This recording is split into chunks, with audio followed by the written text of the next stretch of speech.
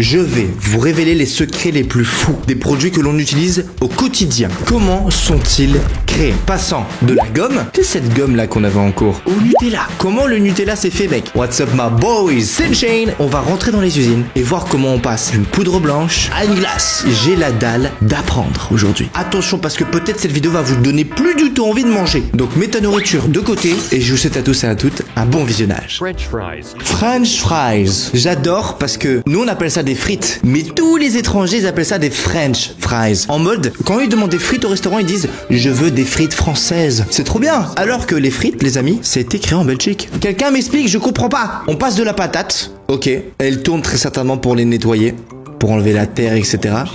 D'accord. Ces patates par taille. Ça sert à quoi ça? Pourquoi elles rebondissent encore? Parce que là, d'accord, il y a la terre, tu vois, donc la terre doit enlever. Peut-être qu'elles font des rebonds pour enlever toute la terre. Ah non, je sais. En fait, là, les petites patates passent à travers. En mode, non, elles sont trop petites, elles font pas assez la taille. Ah, ok, c'est pas mal. Ensuite. Arrive dans une grosse chambre à cuisson à vapeur. Ok, elles se font chauffer. Sorties de cette chambre, les patates sont posées dans un grand bac d'eau chaude pour les... Mais ouais, tout est automatisé, mec, c'est une dinguerie. Pour les ouvriers, ils doivent inspecter minutieusement les patates. Ok, donc là, première fois qu'il y a l'humain quand même qui vérifie à quoi ressemble la patate. Et ensuite après, c'est full coupé, en tranches. Oh, t'imagines le nombre de frites? Je te jure, tu sais que moi, les frites, c'est un aliment que j'adore. Des analyses très méticuleuses sont faites pour savoir si la frite a la bonne taille et la bonne couleur. Et si cette frite ne correspond donc pas à ses critères de base. Oh, Elle va être éliminée de la production grâce à une lame très précise. c'est une dinguerie ça. Attendez, vous avez vu? Toutes les frites qui passent là, elles sont analysées par un laser. Et si du coup, elles sont pas parfaites, regardez, Elle va être éliminée de la production. elles tombent au sol. Elles sont genre pouf, comme si on tire dessus, genre pouf.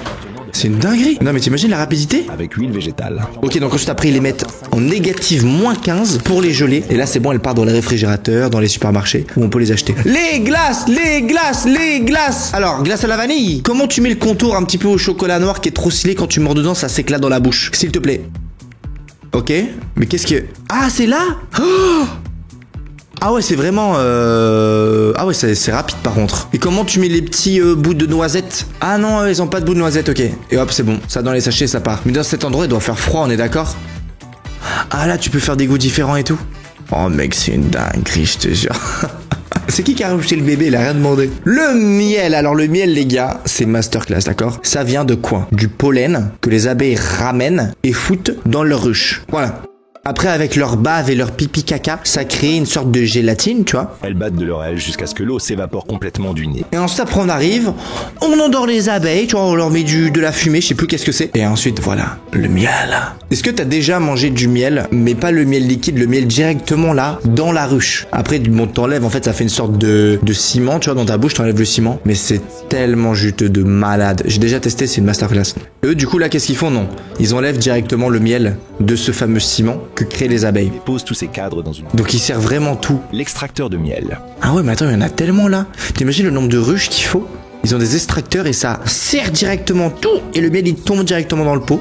C'est beaucoup plus... Et ça a l'air d'être plutôt simple quand tu vois ça. Et le miel a l'air d'être vraiment nickel, hein. Y a pas de débris ou quoi. On passe à la bille. Tu sais, les billes que tu joues en cours de récréation. Regarde comment c'est fait. Alors, je suis désolé, là, je comprends pas trop ce qui se passe. Mais j'ai l'impression, en fait, qu'ils font cramer un métal. Et ils le coupent, et là, chaque découpement que tu vois, c'est une bille. Mais après, il faut encore la rendre ronde, d'accord? What the fuck? En fait, il la rend ronde directement là. Là, elle passe, en fait, dans des cercles, elle tourne. Et en fait, elle devient ronde à la fin, c'est ça? Ouais, nickel, et là, elles sont rondes. Ah ouais, mais attends, mais les billes, elles sont encore rouge-feu, là. Elles sont pas encore refroidies. Ils vont lui mettre une couleur après, ils vont mettre quelque chose, on est d'accord? Ah, il y a des gens qui sont juste là et qui vérifient si tout fonctionne. Ils vérifient bien qu'elle tombe, quoi. Ah ouais. Attends, mais la vitesse, c'est quoi cette usine à billes? Oh, mais c'est quoi cette usine à billes de malade? Inspection finale, s'il y a des billes du coup qui sont pas de la bonne taille ou quoi, ils les virent. La quantité de ouf. Une boule de billard. Ok. J'ai dit billard, putain, je suis un débile. Swing. Let's go. D'accord. Est-ce qu'il la teste à chaque fois avant de la vendre? Ou est-ce qu'en vrai il la teste pas, il la vend direct? Ça, c'est un truc que j'aimerais bien savoir. Donc ils ont un sorte de moulage, un sorte de béton, tu vois. Ils font couler directement la couleur qu'ils veulent à l'intérieur. Ça sèche. Ça en fait c'est le centre de la boule de bowling. C'est pour ça qu'elle est hyper lourde parce que le milieu en fait c'est dur, c'est solide, c'est du ciment. La couleur est rajoutée. Et comment ils font pour que du coup elle soit genre toute brillante? Ok, ils mettent de l'eau et ils écrivent la marque aussi de la boule de billard. Salut. Salut Dani. Je suis en train de voir comment la boule de billard est faite. C'est là il y a la police. C'est bowling ou billard ça? Bowling. Bowling, ah ouais. J'ai dit billard aussi tout à l'heure. Ok. Donc là je sais pas ce qu'ils font. Ah ils font le trou pour mettre les doigts. Mettre les doigts, ouais. Ah ouais. C'est ouf. Ça doit être super puissant la perceuse, t'imagines? Ah ouais, un petit truc en plastique pour mettre les doigts et tout. Et là elle est nickel, la boule elle est partie tu vois. Ready to go. Il y a un petit côté satisfaisant là quand t'as une boule comme ça toute neuve. Ouais. Tu l'as lancée. Ouais. Big Bro, KO. Souffleur de verre. Il y a une émission sur Netflix que j'ai regardé toute une saison comme ça sur ça. Ils font des concours Netflix comme c'était comme les concours Masterchef. Je crois que j'ai vu un truc comme ça à l'époque. Hein. Donc en fait, souffleur de verre, c'est parce qu'il souffle dans le verre qui est chaud pour le gonfler et lui donner sa forme. Ok. Donc ça veut dire qu'avant que tu aies utilisé ton verre, quelqu'un a soufflé dedans et a mis des poustillons. On peut mettre pause 2 secondes. Désolé Baptiste, c'est pas parce que t'es pas impressionnant, c'est juste qu'il y a des dingueries ici. Donc ça c'était ce que t'avais vu sur Netflix, c'est ça? Ouais, c'est ça. T'as vu, ils ont une énorme usine comme ça et ils sont tous dedans en train de faire un concours style Masterchef version souffleur de verre. Ah oui, je l'ai vu, je la connais cette meuf. Ok. Je m'en souviens. Vas-y, on va essayer de trouver une de leurs créations à la fin. Là, voilà. Voilà. Ah ouais. Voilà. Ah ouais. Ah ouais, d'accord. Voilà. Et ils font, et ça c'est rien. Ça c'est juste parce que c'est le premier extrait qu'on a trouvé, mais. En verre, mec. C'est du verre, mec. C'est pas genre de la pâte à modeler. Meilleur souffleur. Ou je sais pas quoi, toi, c'est du verre. C'est trop. Vas-y, mec. Bon, allez, bisous. On se prépare. On part à Paris. On va à la Paris Games Week, les gars, ok? On va prendre l'avion ce soir. Vous allez pouvoir me retrouver samedi de 16h à 18h sur le stand Rachimedia. Et aussi d'autres jours, mais pour ça, il faudra s'abonner à mon Instagram. Ouais. C'est là-bas où je vous ferai des stories. Premier lien en description. Bubblegum! Grâce à la résine d'arbre. Mais aujourd'hui, on utilise du synthétique. Oh là là! What the fuck? T'as vu comme c'est tout rose là, autour? Ensuite, un colorant ainsi qu'une saveur. Mais attends, ils ont mis ça dans quoi? Du sirop de glucose comme adoucisseur. On y ajoute de la nextrose, un édulcorant. Mais attends, mais t'imagines la quantité? Ah ok, ça tourne. Provoquer de la chaleur qui va tout faire fondre. Mais what? T'imagines la force de la machine? Attends, mais c'est une dinguerie qu'ils ont mis une caméra à l'intérieur de ça, je te jure. Les extracteurs compriment tout cela pour en obtenir la largeur actuelle. Ah là, le gum, il est extrêmement solide. Hein. La prochaine étape est la chambre froide, où la gum va y rester pendant 15 minutes avec des températures entre 3 et 7 degrés. Ah ok, 37 à 45 degrés, tu vois. Il le laisse. Pour vraiment qu'il tienne, quoi. En une fraction de seconde. C'est quoi? C'est des malabars? On dirait des sachets de malabars. Regardez bien ce ralenti. Ils mettent le sachet? Arrive en continu dans un sens. La machine la coupe. Comment ils font? Une seule pièce de la taille d'une bouchée. Ah ok, ils mettent un bout de chewing-gum en fait à l'intérieur du sachet. En fait c'est impressionnant de voir comment chaque nourriture est faite en énorme quantité avant de venir ensuite après en petite quantité quand nous on les achète. Mais c'est quoi ces trucs de ouf? C'est quoi ça encore? Mais c'est quoi ces trucs? J'arrive pas à comprendre ce que c'est. On dirait des ananas. C'est quoi? Le processus sert à séparer le fruit de l'arbre qui sera ensuite écrasé par un mécanisme pour extraire l'huile de la pulpe. Jus de fruits. Ok, donc en fait avant qu'est-ce qu'on avait? On rassemble tous les ingrédients, on retourne à l'usine où la production du Nutella. On avait les fruits. Quoi?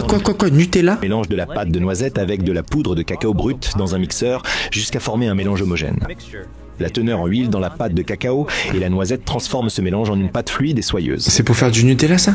Du café? Je comprends pas, la vidéo, je comprends pas. On y ajoute du sucre, de la poudre de lait. Ouh là là, le sucre, c'est pas bien par contre les gars. Hein. Le sucre les amis c'est très très mauvais pour la santé. C'est bien de temps en temps, tu vois, tu vas prendre un petit gâteau à ton anniversaire. Mais les amis, je vous jure, le sucre, c'est vraiment l'aliment le plus cancérigène pour notre corps, d'accord? Donc faites très attention à ça les gars, ok? N'en mangez pas trop et surtout le matin les gars, c'est mauvais le matin. Très souvent, si tu te sens fatigué le matin quand tu vas en cours ou quand tu commences à travailler, t'as pris du sucre directement après que tu te sois levé. Ce qui fait que ça te dérègle complètement frérot ton corps. Le matin mec, ce que je te conseille, tu prends des œufs. Animatronics pour les films ou ça peut être aussi pour les parcs d'attractions les gars, ok?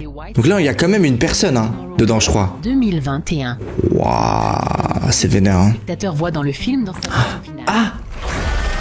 Les créatures ne sont pas vraiment conçues pour avoir un acteur à l'intérieur. Ah ouais? Ah mais moi je trouvais que c'était 100% fait par ordinateur.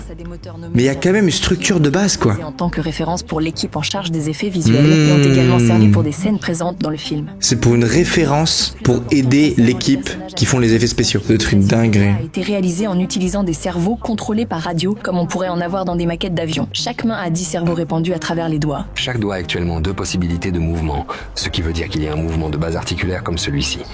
Et ensuite, il y a ces 2 phalanges ici qui peuvent également bouger. Ah mec, c'est une dinguerie comment c'est fait cette main. Chaque articulation. Pour ce qui est de retranscrire des émotions à un visage, c'est là où la soft mécanique rentre en jeu. What? Vous avez vu tous les câbles? Regardez la tête, comment elle change. Incorporée dans une couche extérieure d'un animatronics, la soft mécanique est souvent utilisée pour des animatronics qui n'ont aucun os ou aucune articulation, comme les pétales sur la tête du Demogorgon que Mark a réalisé pour la série Stranger Things, ou encore la langue de Edward the Trolls. Et en 2006, dans Lady in the Water, Mark et son équipe ont voulu donner au loup un grognement énervé. Ici, on voit bien les parties mécaniques. Cette partie-là permet de tirer le nez vers l'arrière ainsi que le remonter en même temps. Mais ces parties dures de ces mécanismes doivent fonctionner en harmonie avec les autres éléments. C'est quoi ce taf de malade? Ok, là franchement j'étais impressionné, moi j'adore le cinéma. Et tout ce qui touche un petit peu autour du cinéma, c'est... Comment on fait des gommes? Oh non les gars, ces gommes, mais ces gommes c'est le pire de la terre, ces gommes. Tu sais, c'est en mode le côté rose c'est pour le crayon et le côté bleu c'est pour l'encre. Ça ne fonctionne jamais. Ok. Plusieurs ingrédients pour faire une simple gomme rose. On dose minutieusement des charges, des accélérateurs, des agents de vulcanisation, des huiles, des pigments et le principal ingrédient ne mangez pas votre gomme. de la gomme synthétique. On ajoute du soufre qui est un agent de vulcanisation et des accélérateurs qui l'activent, ainsi que du pigment rouge. Pigment rouge, ok ouais pour la couleur. Normal. 5 à 10 minutes jusqu'à ce que ce mélange prenne la consistance d'une pâte épaisse. Beaucoup de trucs pas très naturels quoi. Hein. On la laisse refroidir et durcir à température ambiante pendant une demi-journée. Quand elle est prête, on la découpe en grands carrés de 5 à 8 kg chacun selon l'épaisseur de gomme commandée par le client. Les carrés sont mis à sécher à 163 degrés Celsius dans une presse chauffante pendant environ 20 minutes. Mais du coup la gomme elle fond là. Pour fabriquer des gommes qui effacent à la fois la mine de plomb et l'encre. Gomme, mine de plomb et l'encre. Vas-y explique-moi ça frérot. Sont découpés dans deux types de gommes, l'une rose et l'autre bleue. Ok. Comment? Contient de la pierre ponce qui confère à la gomme cette texture extrêmement abrasive pour l'encre.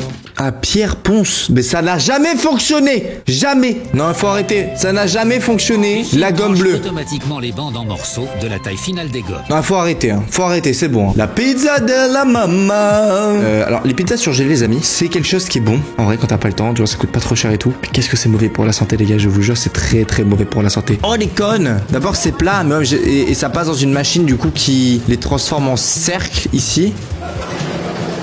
Ok, et hop ça... Ok. Oh il y en a une qui est pas dans le sens. Elle a glissé messieurs, elle a glissé. Ils mettent quoi là? Ah ils mettent le papier autour du cône déjà. Ah ouais le nombre de cônes là quand même. Mais est-ce qu'il y en a un qui va arriver à l'envers? Parce que j'en ai vu un qui est arrivé à l'envers là-bas. Je crois qu'il a été enlevé. Il y a des années, quand les inventeurs Simus et Earl dévoilèrent leur barre Twix, la tension était telle que quelque chose se cassa entre eux.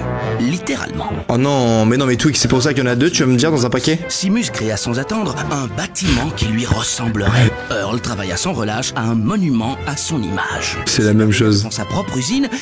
Punaise. Les deux usines avaient une approche radicalement différente. Pas du tout, Twix hein. Gauche, on fait la même chose. Le caramel sur le biscuit et chez Twix droit, on nappe le biscuit de caramel. Chez Twix gauche, on enrobe le Twix de chocolat. Chez Twix droit, on le recouvre de chocolat. C'est la même chose. Les deux inventeurs ne partagent plus rien, sauf un emballage et une allée mal conçue. Écoutez les deux et faites votre choix. Non mais c'est la même chose. Arrêtez. Et Lyon c'est meilleur, je m'en bats les... Bref les amis sur ce, évitez de manger trop de malbouffe. Manger 5 fruits et légumes par jour, je sais c'est chiant ce que je suis en train de dire d'accord, mais je trouve ça important de le répéter parce que même moi des fois j'oublie de manger mes légumes. Passez une très bonne journée, on se retrouve à la Paris Games Week samedi de 16h à 18h sur le stand Rachi Media et je t'invite juste à cliquer ici si tu veux voir une autre vidéo masterclass sur la chaîne. C'est une chaîne. Ciao bye, Slimmer.